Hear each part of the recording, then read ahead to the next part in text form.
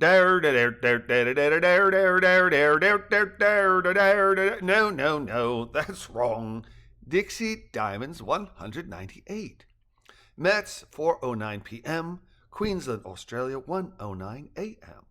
With the conclusion of the Brisbane fireworks, Pilatray, reaching for the computer, turned to Joey and asked, "May I turn this off?" Smiling and nodding, Joey mischievously replied, "We can watch again at 1700. Would you prefer Tokyo or Seoul?" "Oh, no. Twice is fine. I certainly do not need to ring in the new year 37 times. Thank you very much." 37? Joey asked, confusion furrowing her forehead. "How do you get 37?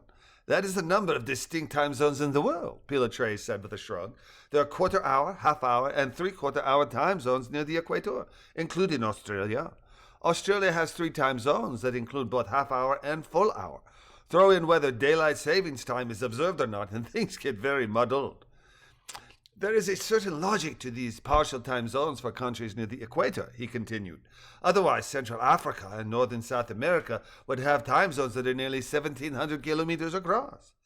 "That makes great sense, but I did not know this," Joey replied, smiling and nodding. "Ha! Thank you.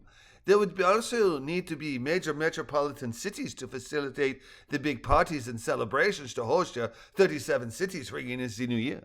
"Oh," Pilatray said excitedly, "there is one anomaly that might make me tune in for a celebration if the Chinese government allowed television coverage. Though China is 5,000 kilometers east to west, it has but one time zone.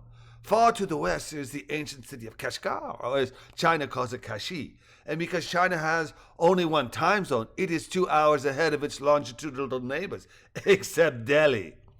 Though Delhi is not so near the equator, it is one of those extra 13 not on the hour time zones. Of course, India has nearly as many people as China and far less land, so perhaps this is part of the reasoning in having time zones that are quarter, half, or three-quarters from what most of the world's countries follow." Joey smiled mischievously and asked, "You are certain you don't want to watch the fireworks on the ball drop or whatever local tradition is followed between now and midnight?" "I am positive.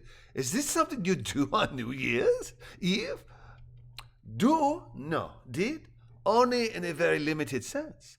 Though the students here Pierre and Marie Curie Polyvon School take education very seriously, they do not neglect their leisure, and we would have New Year's Eve parties where music and drinking and other types of frolicking occurred.